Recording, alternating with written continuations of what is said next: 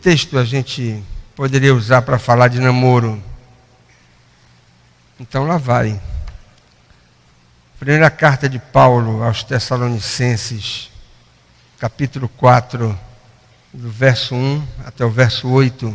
Finalmente, irmãos, nós vos rogamos e exortamos no Senhor Jesus, que como de nós recebestes quanto à maneira por que deveis viver e agradar a Deus, e efetivamente estás fazendo, continueis progredindo cada vez mais, porque estáis inteirados de quantas instruções vos demos da parte do Senhor Jesus.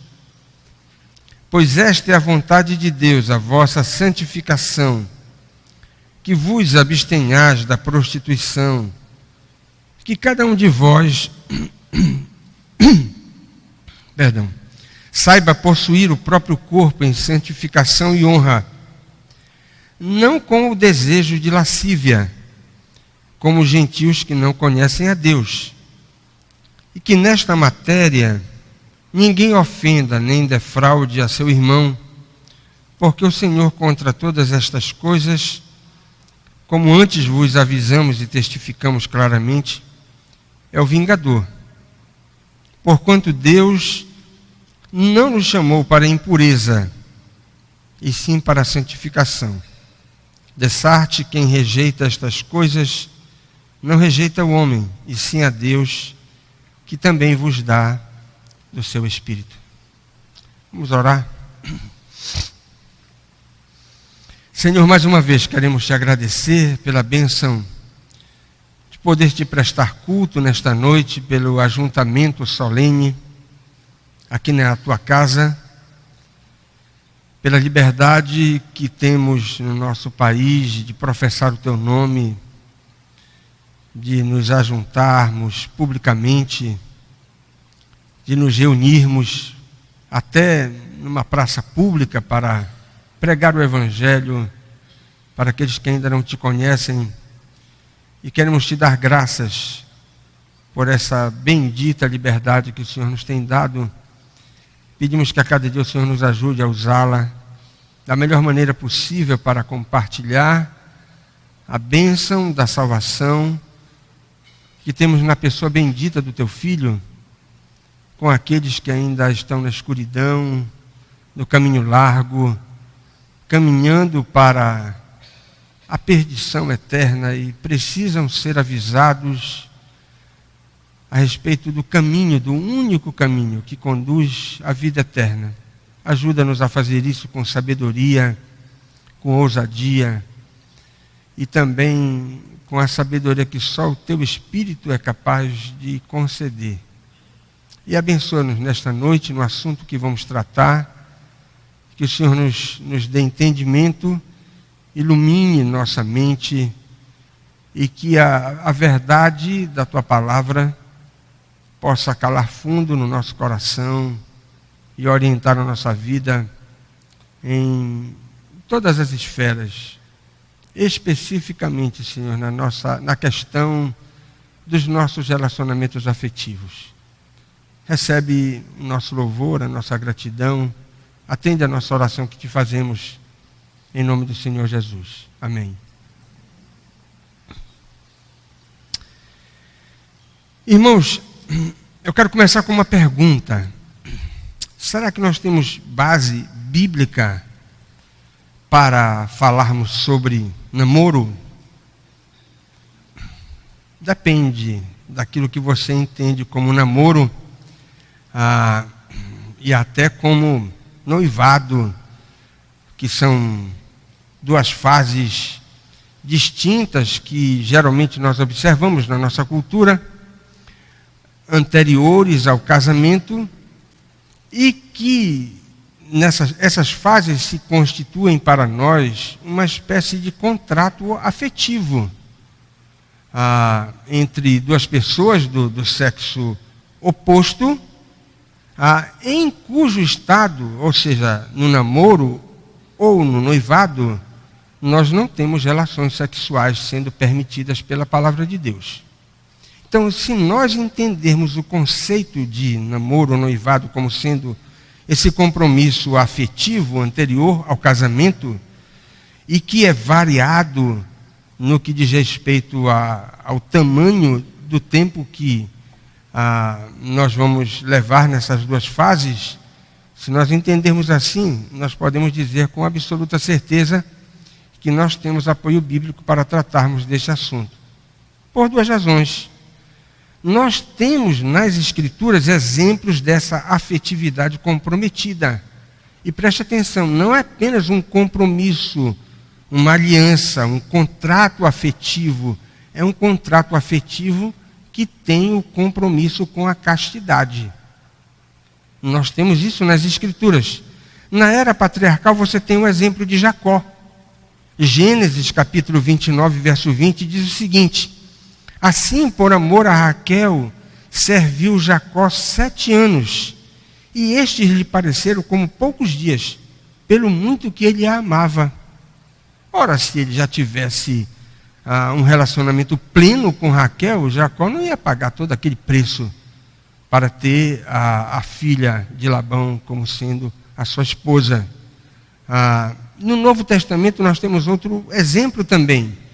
Lá em Mateus capítulo 1, verso 18, você tem o evangelista dizendo que Maria, a mãe de Jesus, estava desposada com José. Isto é, ela tinha um contrato afetivo firmado. E era um contrato sério, firmado com José, no qual eles não tinham relacionamento sexual. Tanto é que quando Maria engravida, por obra e graça do Espírito Santo, José se espanta, porque ele não tinha relacionamento com Maria nesse nível conjugal. Mateus capítulo 1, verso 18. Agora, lendo a Bíblia, reconhecidamente nós vamos observar que existem casamentos arranjados pelos pais. Abraão mandou buscar uma esposa para Isaque da parentela dele. Em Gênesis 24 você tem essa história. E há casamentos também por motivos políticos. Davi casou com Mical porque queria ser genro do rei. E corretamente ele entendeu que isso era uma honra para ele. Lá em 1 Samuel capítulo 18, verso 27. Mas esses exemplos que nós temos de casamento arranjado não invalida a tese que nós temos fundamentada nas Escrituras, que há casamentos descritos na Bíblia que são efetivados em função do amor mútuo entre as partes. E que esse amor mútuo, ele é contratado ou acertado através desse contrato afetivo anterior ao casamento e comprometido com a castidade. Essa é a primeira prova. Nós temos uma segunda prova de que nós podemos falar de um contrato afetivo sem implicações sexuais antes do casamento na Bíblia. Porque na lei nós temos dispositivos objetivamente tratando desse estado. Qual homem que está desposado com alguma mulher e ainda não a recebeu? Volte para casa, diz a Bíblia, para que ele não morra na guerra. Porque se ele morrer na guerra, outro homem vai tomar a sua esposa, vai recebê-la como mulher. É o que você tem em Deuteronômio capítulo 20, verso 7. E aqui, nesse texto, o verbo recebeu é a consumação do contrato afetivo que já tinha sido firmado entre as partes. Na legislação judaica antiga, o casamento era uma questão civil. O casamento, esse contrato afetivo era interpretado como uma aliança. E o noivado, ou seja, esse período anterior ao casamento, onde havia esse compromisso firmado, era uma promessa de valor legal. Tão séria que o rompimento de um noivado era considerado divórcio. Ou seja, o homem que rompesse o seu noivado, esse seu compromisso afetivo com a mulher com quem ele acertou esse contrato, se ele se separasse dela, ele teria que pagar um dote e lhe dar carta de divórcio. A infidelidade consentida, ou seja, se uma jovem estivesse desposada de um rapaz e ela consentisse em ter relações sexuais com um outro homem, ela seria condenada por adultério e pagaria com a pena capital. Onde é que está isso? Deuteronômio capítulo 22, versos 23 e 24.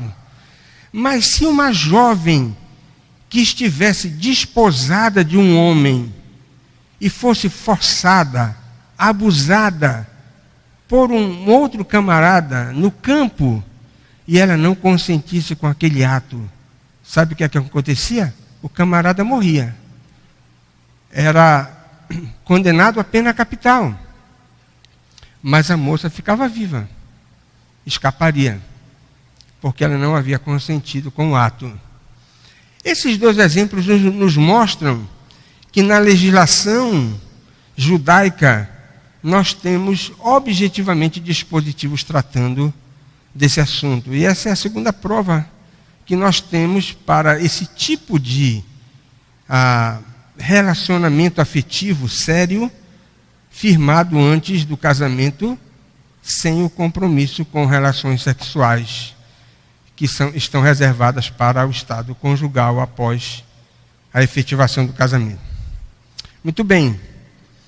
O que nós podemos aprender então sobre namoro? A primeira coisa é como começar o namoro. E aqui a primeira coisa, ó. Namoro cristão, digno do nome, precisa começar bem.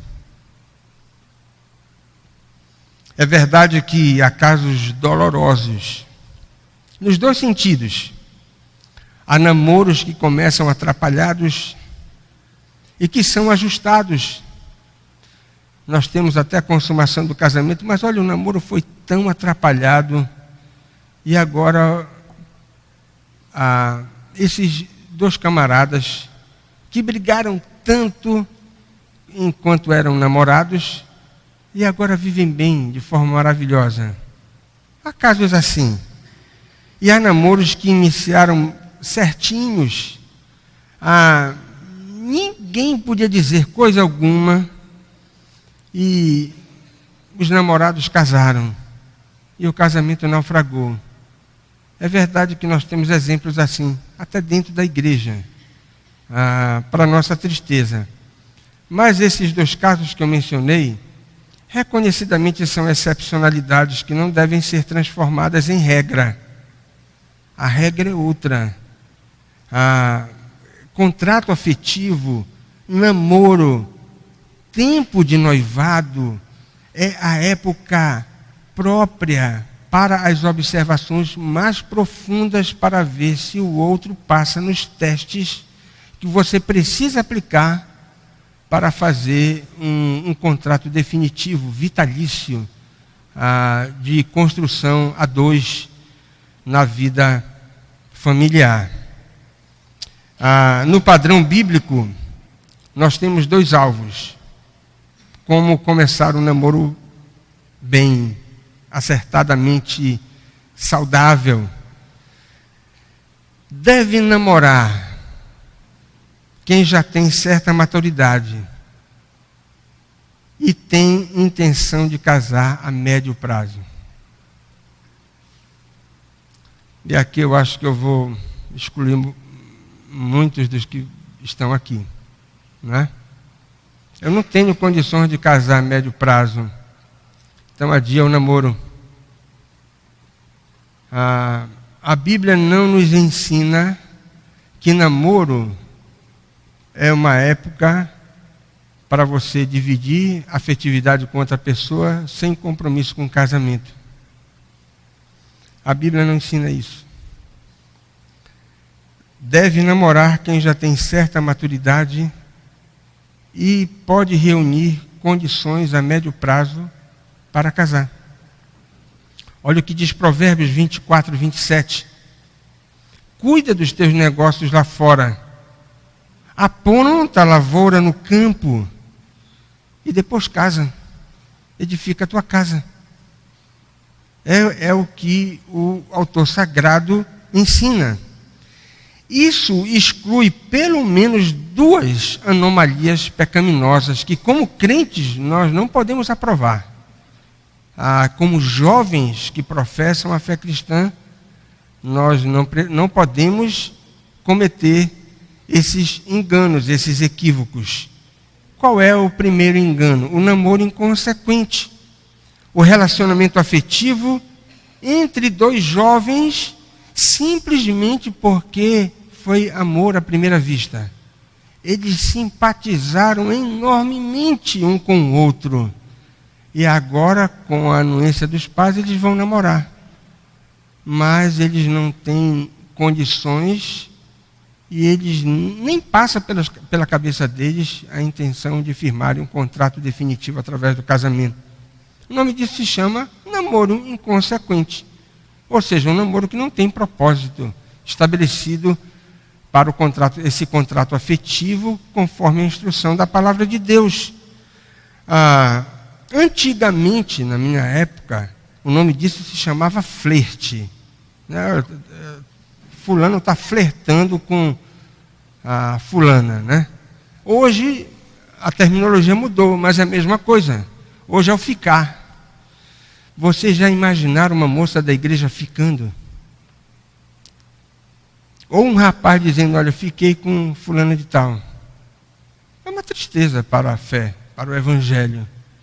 Porque crente não fica. Isso é pecaminoso. Não tem autorização da palavra de Deus. E olha, foi por isso que eu li esse texto de 1 Tessalonicenses, capítulo 4. Porque a Bíblia diz que esse tipo de relacionamento afetivo, envolvendo relacionamento físico, no sentido relativo, a Bíblia chama de defraudação. É o que você tem aí no capítulo 4, do verso 3 até o verso de número 8. É algo radicalmente condenado pelas Escrituras. Então, namoro sem o propósito de casamento, relacionamento afetivo, simplesmente por causa de uma atratividade que se estabeleceu entre as partes, a Bíblia não aprova. Flerte ou ficar são coisas que não encontram apoio nas Escrituras. Então coloquem isso na cabeça de vocês. Crente não pode ficar. Jovem crente digno do testemunho que a gente procura perseguir, não pode dar um mau testemunho dessa maneira. Mas a segunda coisa, o namoro longo. Se não há maturidade emocional e não há condições materiais para favorecer o consórcio, a intimidade física com o passar do tempo, nós precisamos enfatizar isso. É um risco acentuadíssimo. Por uma simples razão, nós não somos de plástico. Nós somos de carne e osso. E como é que você vai manter um relacionamento afetivo por um tempo extenso sem que você não crie intimidade pecaminosa nesse relacionamento? É muito difícil. É arriscadíssimo. E olha uma coisa interessante. O Catecismo Maior de Westminster, na pergunta 139, quem foi que escreveu o catecismo? Aqueles homens lá do século XVI. E na pergunta 139, nós temos quais os pecados proibidos no 7º mandamento. Você sabe qual é o 7º mandamento? Não adulterarás. E a resposta do catecismo elenca uma série de situações que são interpretadas pelos antigos como sendo pecados condenados pelo sétimo mandamento. E no meio dessa série de situações apresentadas pela resposta do catecismo, você tem lá a demora indevida do casamento. Mas por que eles estão condenando a demora indevida do casamento? Não, porque eles só querem casar quando eles tiverem muito dinheiro. Então o pecado é a cobiça. Mas se fosse a cobiça, não estaria na resposta do sétimo mandamento. Não, é porque eles só querem casar depois que eles conquistarem todos os títulos acadêmicos possíveis. Não, mas se fosse problema de orgulho intelectual, não estaria no sétimo mandamento. Mas por que a condenação da demora indevida ao casamento está no sétimo mandamento? Porque é o sétimo mandamento que fala de pureza. Pureza sexual. E aqueles homens já tinham isso em mente. Que enrolar no casamento durante longo tempo pode gerar uma intimidade que leve os dois a ficarem na condição que a Bíblia condena, na condição de abrasamento. E é o texto bíblico que você tem fundamentando a resposta do catecismo. Aquilo que Paulo trata lá em 1 Coríntios capítulo 7. Deve namorar, portanto, quem tem certa maturidade e tem intenção de casar a médio prazo. Segunda coisa, a respeito do começo do namoro. Como é que nós devemos começar o namoro? Se você é crente, você deve começar o namoro com crente. Porque crente namora crente. Preste atenção nisso. Um escritor de ponta, né? J.I. Packer, ele diz o seguinte: é axiomático. Você sabe o que é um axioma? É um princípio que não precisa de demonstração. É tão óbvio que dispensa qualquer esforço para você demonstrar que aquele princípio é válido. Isso é um axioma. E ele diz o seguinte: é axiomático, não precisa de demonstração, que um crente deve casar-se somente com outro crente. Ele está dizendo o óbvio que a Bíblia nos ensina. Como é que você vai dividir suas aspirações mais profundas com alguém que não tem a mesma mentalidade sua?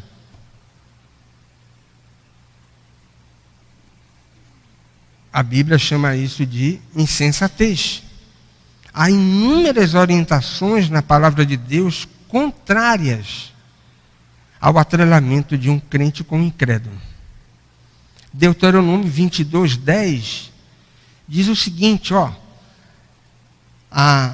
o relacionamento de um crente com um incrédulo é como você juntar numa parelha de animais para arar o campo com animais de espécies diferentes.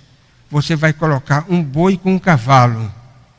No mundo antigo, isso era um disparate, porque o agricultor não vai conseguir arar, porque o porte do boi é diferente do porte do cavalo.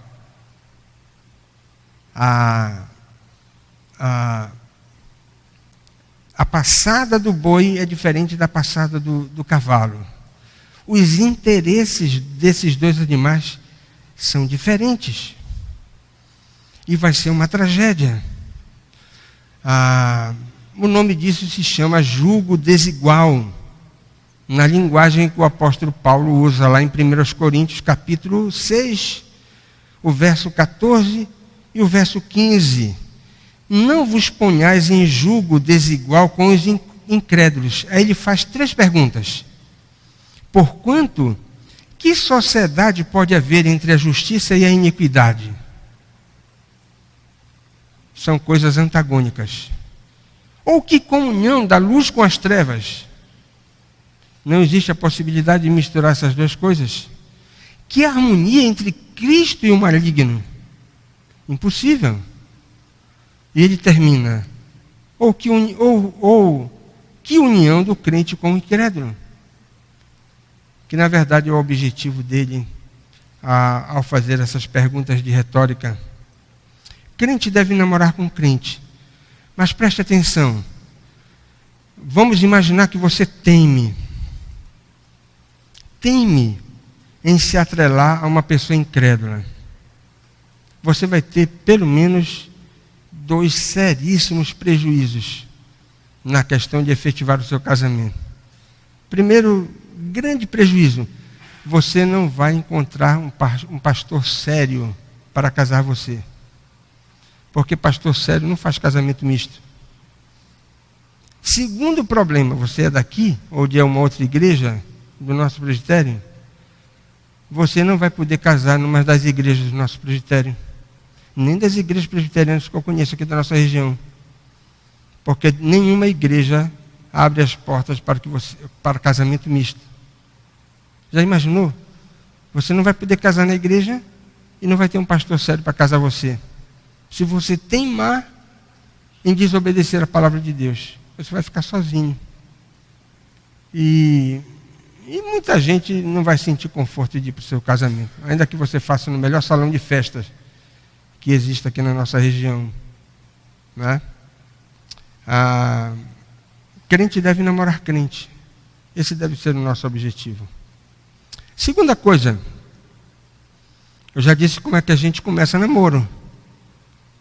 Mas aí, como é que a gente mantém namoro? Como deve ser o desenvolvimento do namoro? Deve ser santo. Namoro cristão deve começar bem e deve se desenvolver de forma santa. Sabe por quê? O namoro, ele representa um grande teste para a espiritualidade das partes envolvidas. Se você tem espiritualidade duvidosa, de péssima qualidade, você vai ter muitas dificuldades no relacionamento. A qualidade dos nossos relacionamentos está diretamente relacionada à qualidade da nossa espiritualidade. Isso é algo que também não precisa de demonstração. E há 3 grandes perigos nessa fase do desenvolvimento do namoro que eu gostaria de chamar a atenção. O primeiro risco é o risco do isolamento. Muitas vezes você tem pessoas que começam a namorar e deixam de lado as suas melhores amizades. Passam apenas a alimentar o relacionamento dentro daquela esfera muito limitada, pessoal, com o outro, no namoro. Parece que começam a alimentar a síndrome do individualismo doentio, porque nós não podemos, ao começar o nosso namoro, perder as nossas melhores amizades. E agora, porque já temos o companheiro, a namorada ou o namorado, e agora vamos imaginar que nós nos bastamos a nós mesmos. Isso é terrível. Um outro risco é a síndrome da autonomia. Muitos jovens imaginam que porque agora estão namorando, não precisam mais ter horário, podem decidir de forma livre e autônoma para onde querem ir. É um equívoco. Mesmo que você comece um namoro, você continua debaixo da autoridade dos seus pais. Eles continuam com o mesmo direito de prescrever para você horário, aonde você deve ir, o que você pode fazer e não deve fazer. O fato de ingressar no relacionamento afetivo não dá direito para que o jovem agora seja senhor de si mesmo. Ele continua debaixo da autoridade dos pais. E o terceiro risco, que talvez seja o mais doloroso, o que mais frequentemente nós observamos na experiência prática, que é a tragédia da sensualidade. A experiência tem mostrado que esse último risco é o mais comum e é aquele que provoca maiores danos dentro da igreja nessa questão do namoro. E eu queria fazer alguns alertas. Primeira coisa, coloque na sua cabeça: a introdução da impureza no namoro pode acabar com o romance. Eu coloquei pode acabar, porque nem sempre acaba. Não é? Nem sempre acaba, lamentavelmente. Porque muitas vezes você tem namorados que se deixam envolver de forma pecaminosa no relacionamento físico e vão levando com a barriga, sem tratar adequadamente dos problemas envolvidos nesse tipo de coisa. Vão colher mais tarde, talvez na esfera do casamento. Mas, regra geral, veja se não há lógica nisso. Os desejos já satisfeitos podem levar a duas situações. Ou ao desenvolvimento de uma espécie de cinismo. Na verdade, os dois já se embuletaram no meio do relacionamento e já estão fazendo vistas grossas para esse tipo de situação pecaminosa. Vão colher mais tarde, né? O cinismo. Mas a outra situação, ou a outra opção, parece ser a mais frequente. Ora, desejos já satisfeitos, isso leva naturalmente ao descarte. E aí você tem o romance sendo colocado um ponto final. E há uma cadeia lógica quando o pecado da sensualidade se introduz no relacionamento afetivo, especialmente nessa fase do namoro ou do noivado. Preste atenção, o vício da carne escraviza. Isso significa dizer que se você der brecha para a sensualidade no seu relacionamento afetivo, você corre o risco de ficar escravo daquilo. Você vai querer repetir aquilo que pecaminosamente você cometeu, né? Permitiu que se envolver nesse tipo de coisa. Não apenas isso, mas progride. O vício da carne sempre pede mais. E, na verdade, quando você começa a experimentar um relacionamento físico indevido naquela fase de contrato afetivo, você corre o risco de ingressar numa escalada sem fim, que você pode se meter numa grande enrascada, porque o vício da carne progride. Mas deixa eu lhe alertar com uma terceira coisa. A sensualidade frustra, não produz verdadeira satisfação. E, na verdade, sabe qual é o maior verdugo para aqueles que são verdadeiramente crentes? É o chicote da culpa. E já imaginou? Toda vez que você sair da casa da sua namorada ou do seu namorado, você sair com a consciência culpada, o chicote da culpa, é um verdugo implacável. E você vai experimentar frustração. E o pior, você pode ter o seu caráter deformado ao interpretar essas coisas como sendo normais. Todo mundo faz e você vai fazer assim. Mas na vida cristã, esse princípio não funciona. Lembre disso. O vício da carne escraviza, progride, frustra e pode levar você a ficar deformado na sua própria afetividade. Um segundo alerta Olha aqui. Meninas, moças, coloquem isso nos seus anais de sabedoria. Não se prende namorado cedendo.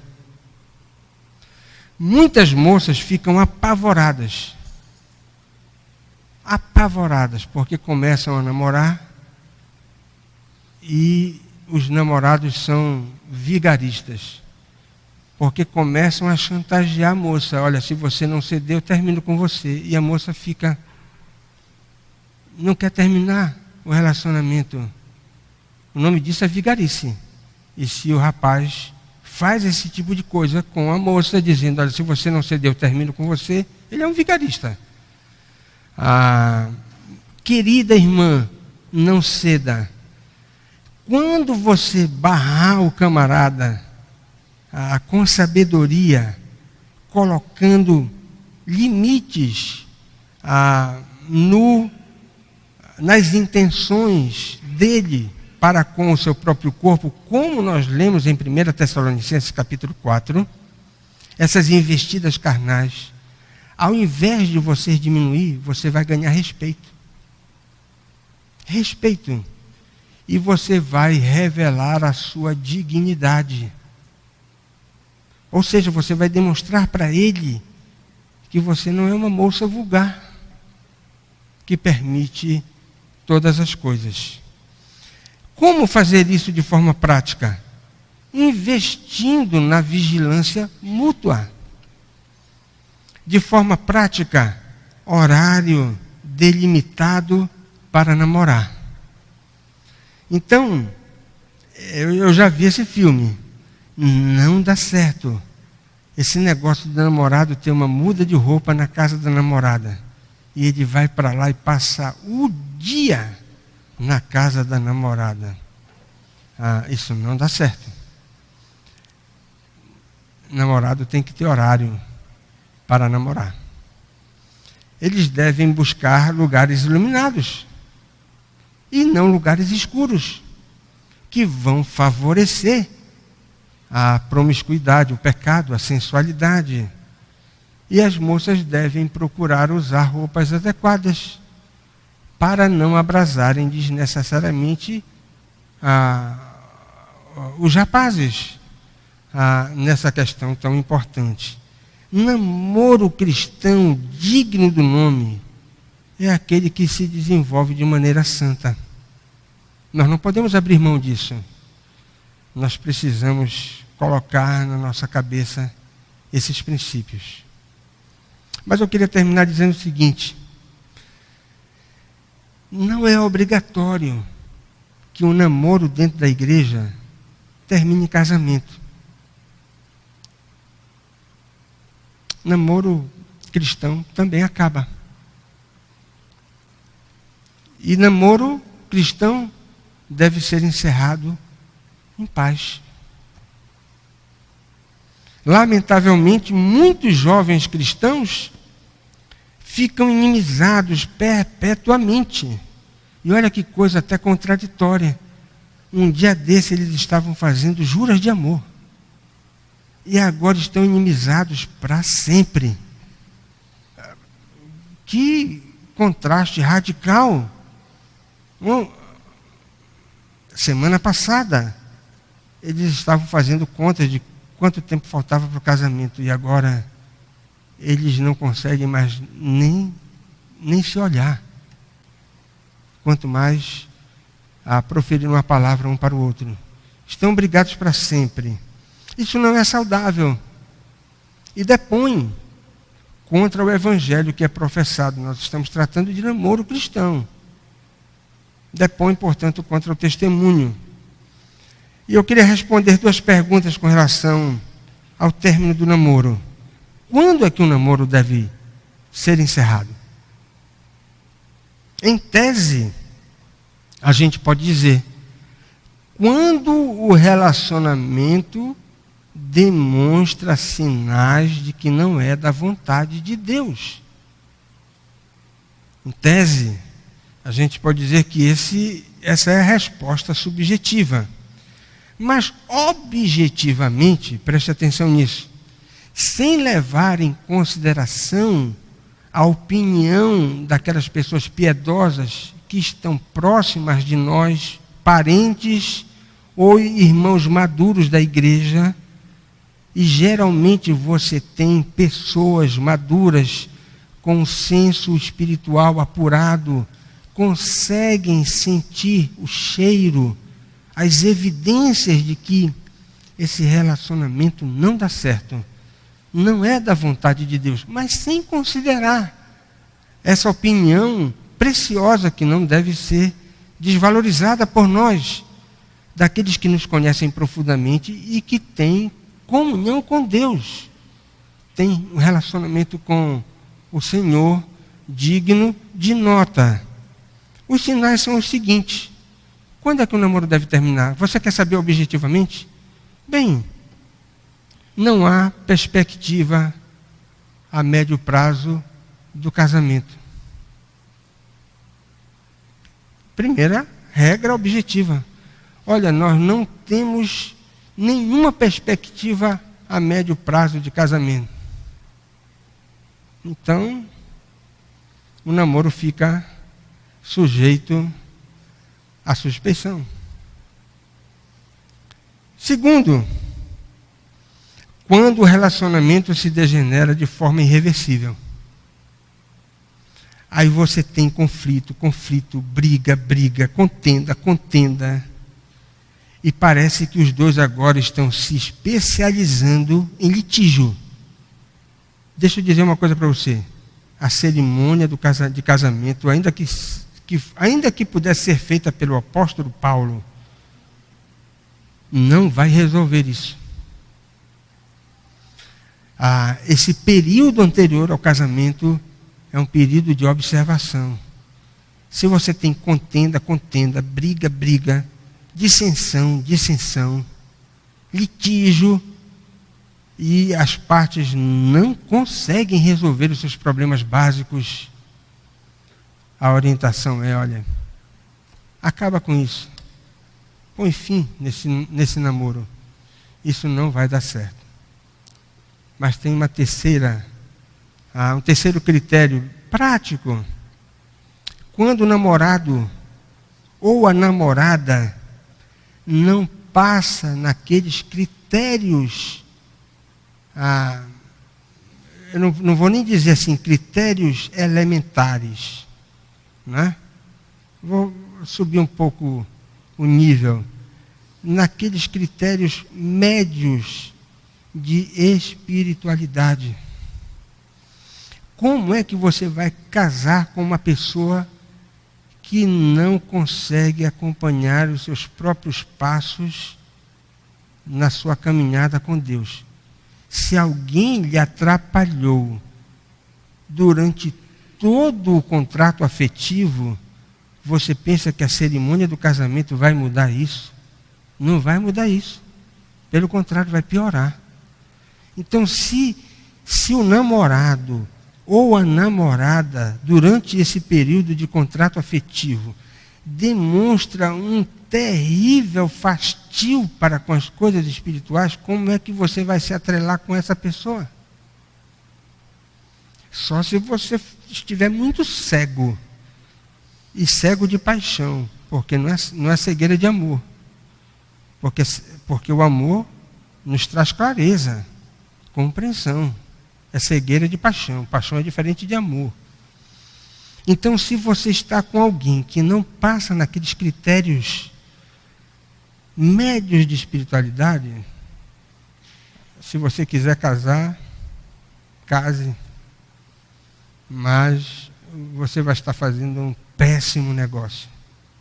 Porque quem não lhe ajudou durante o contrato afetivo não vai mudar depois do casamento.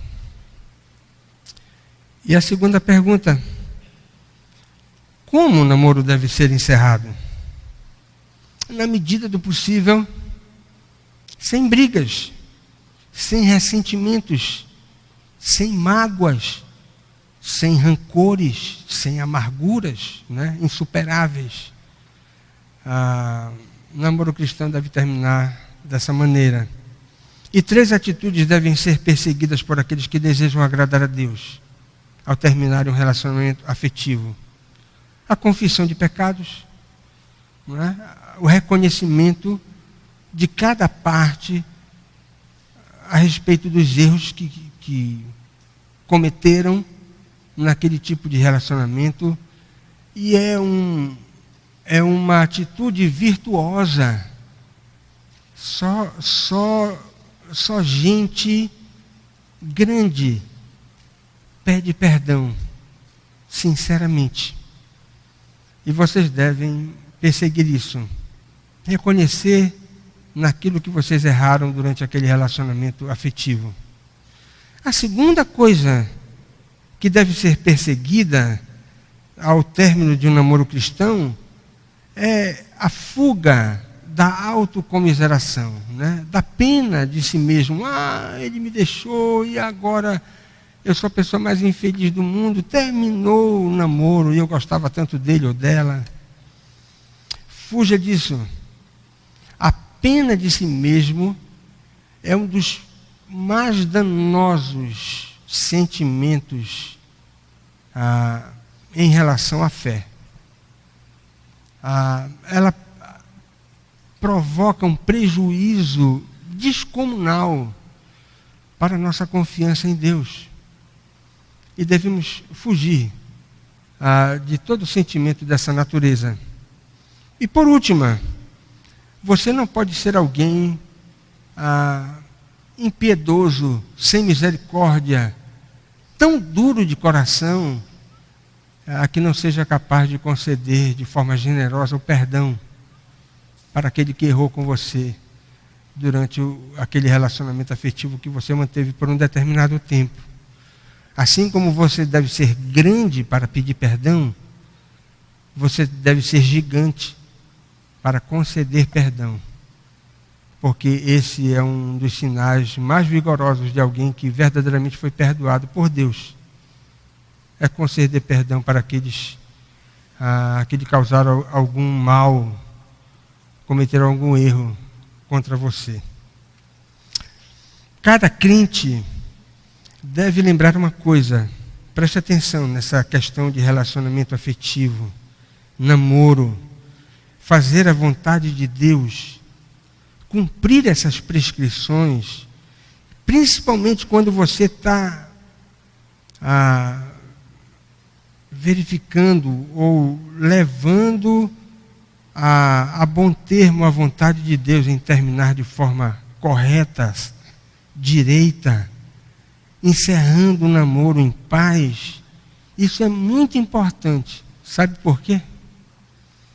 Porque você tem que pensar na segunda chance que você quer ter, ou na terceira, ou na quarta.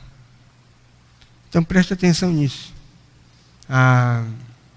Se você age corretamente, de acordo com a vontade de Deus, nessas questões, você pode, sem a sua cara tremer, pedir o favor de Deus para que Ele lhe abençoe no próximo relacionamento. Mas se você não agir sinceramente com Deus, só se você pedir o favor de Deus com a cara dura, não é? E aí eu não tenho tanta certeza de que você vai ter a generosidade de Deus a seu favor. Deixa eu fazer algumas perguntas para você. Ou mencionar alguns desafios que nós precisamos assimilar. Não é fácil nadar contra a correnteza do mundo. Mas você talvez diga assim, bem, mas eu tenho que levar uma vida de castidade até o meu casamento, com tanta chance para eu enfiar o pé na jaca. No mundo, todo mundo está fazendo assim. Mas será que só eu vou ficar agora nessa posição? Eu quero dizer, olha, que vale a pena ter a bênção de Deus no seu relacionamento afetivo. Por mais que você esteja sustentando um relacionamento afetivo radicalmente daquele que o mundo tem prescrito como sendo a norma. Se você quer a bênção de Deus, tem que seguir as orientações da própria palavra de Deus. Ainda que isso represente para você um custo enorme, que você seja diferente, até ridicularizado pelo mundo, em função do namoro que você sustenta. Mas é melhor ficar do lado de Deus do que do lado do mundo. Mas se você quiser ficar do lado do mundo, eu tenho péssimas notícias para você. Você não será feliz, né? E você vai pagar um altíssimo preço por causa disso. Com toda a garantia, eu posso lhe dar. Segunda coisa, mas talvez você diga, mas eu errei. Muito bem, eu até usei uma palavra pesada aí. Errar é humano. Mas teimar em desafiar a vontade de Deus, você sabe objetivamente qual é a vontade de Deus, e você vai teimar em fazer o contrário. Me perdoa a palavra pesada aí, mas é burrice, né? Teimar fazer a vontade de Deus, pensando em obter vantagens, bênçãos, proveito, é desafiar de forma insuportável o Altíssimo. E por último, namoro bom é namoro santo. Esse é um namoro bom. E olhe lá, essa é a melhor poupança que você pode fazer, se você tem interesse num casamento abençoado. Como é que eu posso investir no meu casamento? Se você quer verdadeiramente um casamento abençoado, poupe e leve um namoro santo. Essa é a vontade de Deus para nós, para vocês jovens. Que Deus nos abençoe. Amém. Vamos ficar em pé e vamos orar.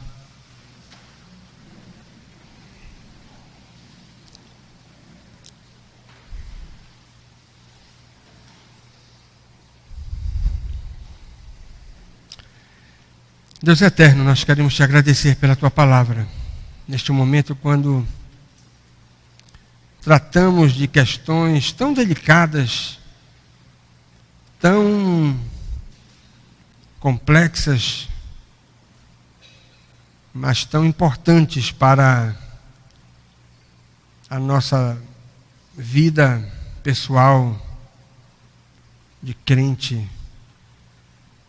e também para a nossa vida comunitária, para que possamos ser uma igreja digna do teu nome.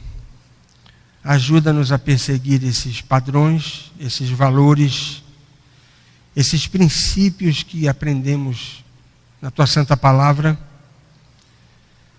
que eles sejam não apenas internalizados por cada um de nós, mas aos jovens que estão presentes aqui nesta noite, que possam não apenas entenderem o recado da tua parte para eles, mas que possam lutar com todas as suas forças para que esses princípios sejam colocados em prática na vida deles.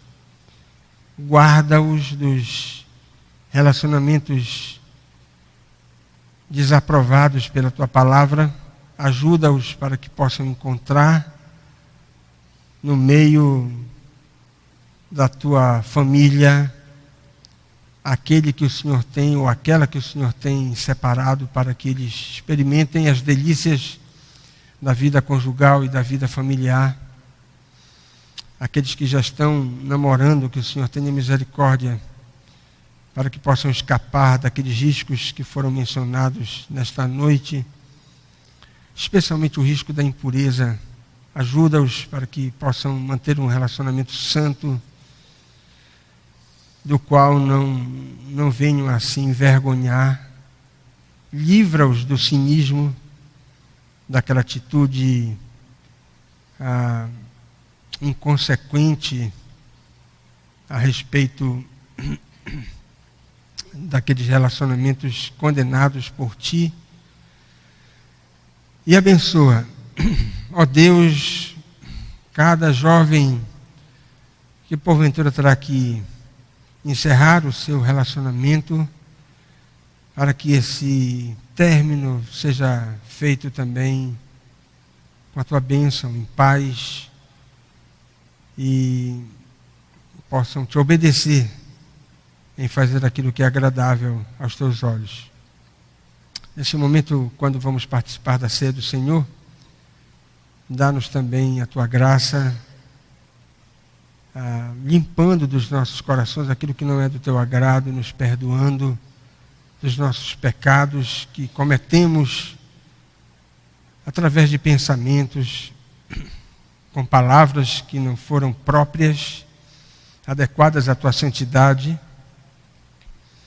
E perdoa também, Senhor, aquilo que fizemos, que Te contrariou, ou aquilo que deixamos de fazer, mas que o Senhor esperava que fizéssemos e falhamos, sendo omissos no bem que deveríamos praticar.